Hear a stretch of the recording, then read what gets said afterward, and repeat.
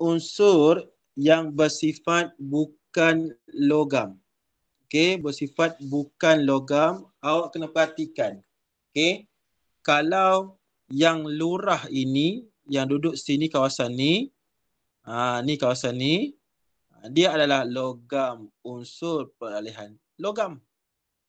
Okey, so paling mudah untuk nak jawab yang bersifat bukan logam, awak ambil yang ni lah. W. Lepas tu tepi dia, U. Jelas. Kumpulan 17 dengan 18 ni confirm. Okay, confirm dia adalah bukan logam. So hati-hati. Boleh? Kemungkinan T dengan V ini dia adalah macam ini kumpulan 14. Okay, kalau kau hafal dah, yang atas ni karbon, yang T ini adalah silikon. Si. Silikon adalah semikonduktor. Bila sebut semikonduktor, dia adalah separuh logam. V ni pula, okey, kumpulan 15. Atas ini nitrogen. V ini kemungkinan dia memang tepat adalah fosforus. Fosforus bukan logam juga. Situ. Boleh? So, unsur yang manakah mempunyai jejari paling besar? So, yang mana jejari paling besar? Mana? R. Mana jawapan yang paling besar? Unsur yang manakah mempunyai jejari paling besar? Awak ingat tiang bendera. Okey? So, sebelah kiri besar, sebelah kanan kecil. Okey, apabila turun kumpulan bendera tadi kita ikat kat tanah. Yang atas kecil, yang bawah besar. Jelas. Yang paling bawah R, S, W. Tetapi antara kiri dan kanan, siapa yang besar? Sebelah kiri. Maka jawapan dia adalah R. Okey. C1. Bandingkan keelektronegatifan Q dan U. Sekarang dia suruh banding Q. Okey, untuk pengetahuan kamu. Okey, dengar baik-baik.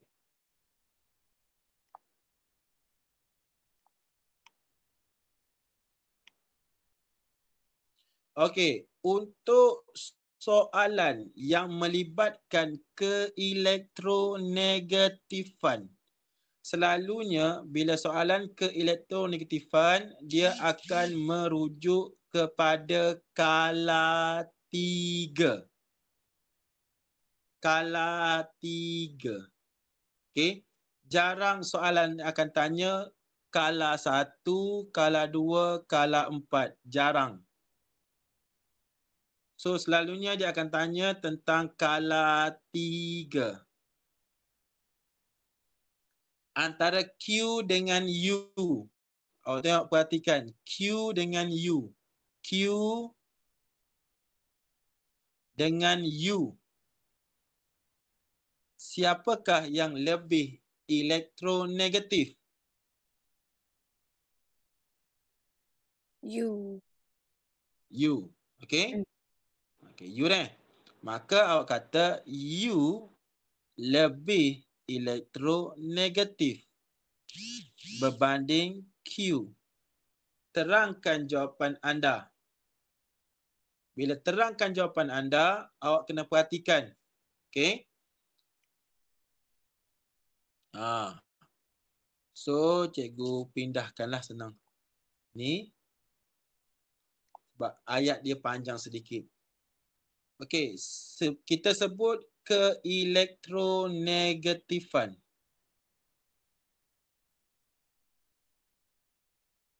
Okey? Antara Q dengan U. Didapati U itu lebih elektronegatif berbanding Q. Okay. So, pertama sekali, macam mana kita nak jawab soalan ni? Jawapannya macam mana? Okey, soalan ini merujuk kepada perbandingan. Maka bila perbandingan, kalau boleh awak buat jadual ataupun awak buat ayat perbandingan. Bandinglah. Okey. So, pertama sekali awak kena cerita tentang bilangan proton. Lepas tu awak cerita tentang daya tarikan proton dalam nukleus terhadap elektron valence. Okay. So, bila daya tarikan, so awak cerita tentang ayat kesimpulan iaitu kecenderungan atom untuk terima elektron. Okay. So, sini Q sebab dulu sebelah kiri kan. Ini U. So, awak ceritalah. Okay. Maksudnya U itu lebih banyak bilangan proton berbanding Q. Lepas tu awak cerita pula daya tarikan. Disebabkan U itu proton dia banyak, maka daya tarikan proton dalam nukleus untuk U lebih kuat berbanding Q. Okay. Dan ayat kesimpulan, so atom U lebih cenderung untuk menerima elektron. Boleh? Boleh. So harap-harap awak bolehlah. Okay. Cikgu. Ha. Kalau kait pasal macam saya ayat pasal electron valence U7. Boleh tak? Awak nak cerita bilangan? Oh. Okay. So sekarang begini. Kalau nak cerita pasal bilangan tu tak payahlah. Kenapa? Sebab awak nak cerita tentang bilangan tu, awak just hanya bagi tahu bilangan proton tu. Sebab awak tahu dah U ini kumpulan 17. Elektron dia 7. So bila elektron 7, dia tak ada kaitannya dengan proton tadi nak cerita kecenderungan tu. Awak kena sabitkan dengan proton tu. Boleh? Proton itu yang kerja dia tarik elektron. So bila sebut keelektronegatifan, ke itu kecenderungan. Sesuatu atom untuk nak jadi ion negatif dengan menerima elektron.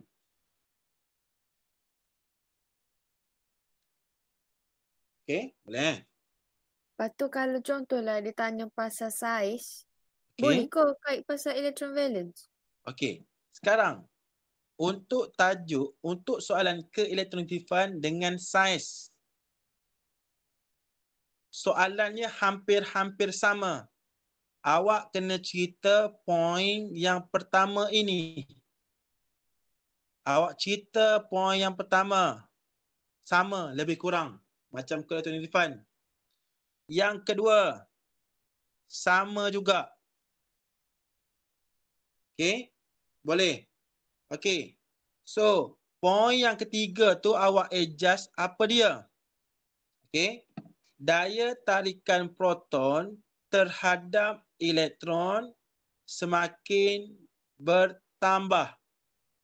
Maka petala,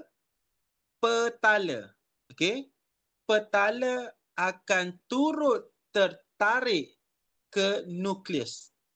Sebab elektron duduk atas petala kan? Bila proton tu tertarik kepada elektron, elektron tertarik kepada proton, maka automatically petala pun akan turut mengecil. So bila petala turut kecil, bergerak ke arah nukleus, maka saiz akan jadi kecil. Sebab itulah kumpulan 17 saiznya kecil, lebih kecil berbanding dengan kumpulan 1. Boleh? Ubah sikit lah. Boleh, Sofia? Boleh? Ada pertanyaan? Tanya lagi. Tak ada masalah. Cuma ejah ayat nombor 3 ni ya. Okey? Boleh? Kiranya sebaik-baiknya tak segunalah ayat electron valence tu kait dengan bilangan proton tu. Proton ya. Proton kerja narik ni. Okey. Kerja proton narik ni. Okey, seterusnya. Okey.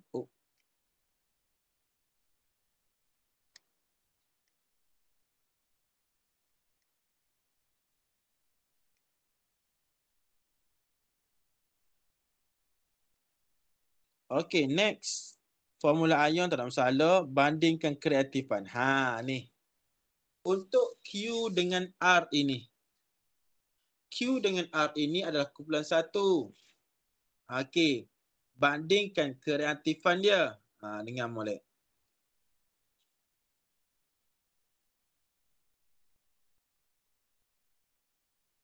Okey. So, bila kumpulan 1, ingat tadi tiada tu, kita ikat. Saiz hak ni kecil, hak ni besar. So, sekarang bila saiz kecil dengan besar ni, ada kaitannya dengan kereaktifan. Boleh? So, cerita mudah dia lagu ni. Hak atas ni apa dia tak boleh tengok dah. Q. Okay, Q. So, atas ni Q, bawah ni R. Bila sebut kereaktifan pertama sekali, awak nampak ni. Tentang apa ni? Tentang saiz atom. Cerita banding. R lebih besar daripada Q. Okay, R lebih besar daripada Q. Lepas tu, cerita pasal daya tarikan. Sama juga. Apa dia?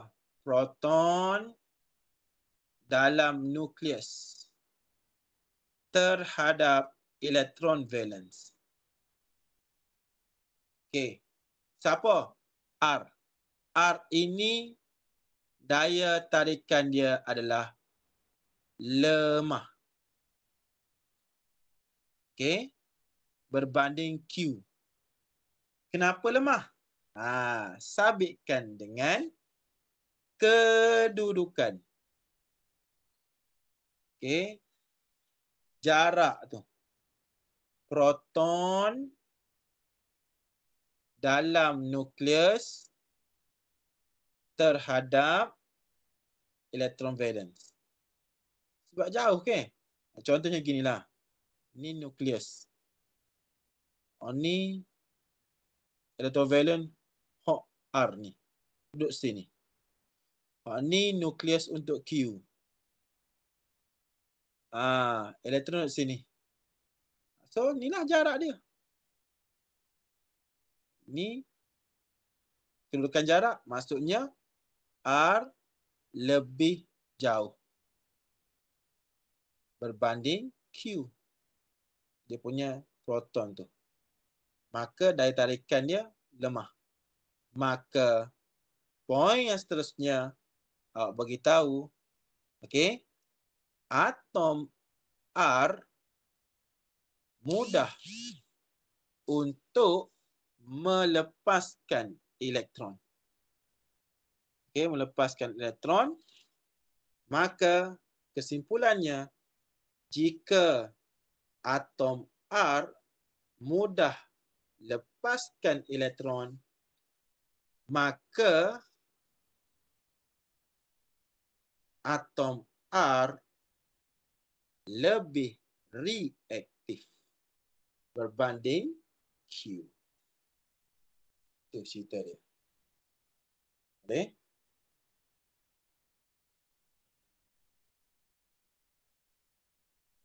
Boleh. Okey. Screenshot ke apa? Macam ni rekod dah. Okey, beres. Okey, next. Kita sudah sikit lagi. Mengapa W tidak reaktif secara kimia? Ni W. Kenapa W tidak reaktif? Tak ada jawapan lain. Tapi pelajar akan salah lah. Pelajar akan salah di sini. Apa dia? Dia tertinggal perkataan atom. Pastikan ada perkataan atom. Atom W.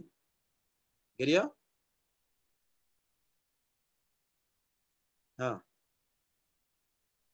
Telah mencapai. Cepat. Cepat. Cepat.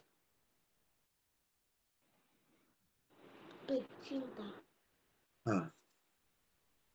Ayat dia memang terus lagi tu. Telah mencapai susunan elektron yang stabil. Kena tahulah. Ayat ni jangan ubah. Telah mencapai susunan elektron yang stabil, iaitu. Pelajar semua salah sini. Jadi gomo duplet. Benar bukan berduplet tetapi oktet. Kadang-kadang pelajar jawab gini. Atom W telah mencapai susunan elektron yang stabil, iaitu duplet dan oktet. Habis. Bila gabung duplet dengan oktet tu salah lah. Dia pergi gabung duplet ni gabung ni. Dia tanya W. W bukan duplet. Gitu. Dia pergi hafal ayat dari buku. Memang lah. Okey, boleh. Okey. Ciri istimewa bagi S. Okey, istimewa S mempunyai nombor pengoksidaan lebih daripada 1. Kalau yang minta contoh, berilah contoh. Ferrum 2 dengan ferrum 3. Okey, membentuk sebatian berwarna. So, ferrum 2 warna hijau. Ferrum 3 merah. Boleh? Okey, membentuk sebatian kompleks. Sebatian kompleks. Apa dia? Itulah. Kalium, heksa, siano, ferat, 2. Lagi. Kalium, heksa, siano, ferat, 3. Kalau soalan minta lah. Okay. Berikan ciri istimewa dan contoh. Awak gunalah ferrum 2 dengan ferrum 3. Itu je. Ni markah confirm awak akan dapat. Awak cerita pasal nombor persediaan, ferrum 2, ferrum 3. Lepas tu sebatian berwarna, hijau, ferrum. Itu sebatian kompleks. Ni sebatian kompleks. Ni hak suruh lah ni. Lepas tu makin pula. Makin. Apa dia? Ferrum. Digunakan untuk apa? Untuk proses Haber.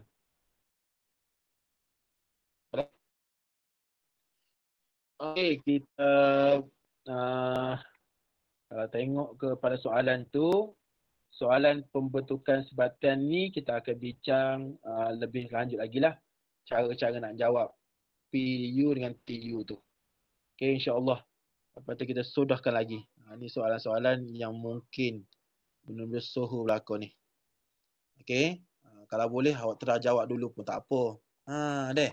Kalau boleh, awak terus buat dulu. Ni, awak buat untuk soalan esei ni. Tolong buat P dengan U, T dengan U. So awak buat, lepas tu awak atas cikgu. Cikgu Becky. Boleh deh? Cikgu nak Okey. bila? Ikut awak lah. Dah siap atas? Okay. Kalau boleh sebelum kelas bermula minggu depan. Okey, cikgu. Okey, boleh. Okey, so kita berhenti dekat tu. Kita jumpa lagi insya-Allah. Okey, kita jumpa lagi. Assalamualaikum. Ime. Oh, Ime. Boleh hantar deh. Okey, hantar video tu. Okey, terima kasih. Assalamualaikum. Kita jumpa lagi belakang deh. Terima kasih, cikgu. Okey, sama-sama.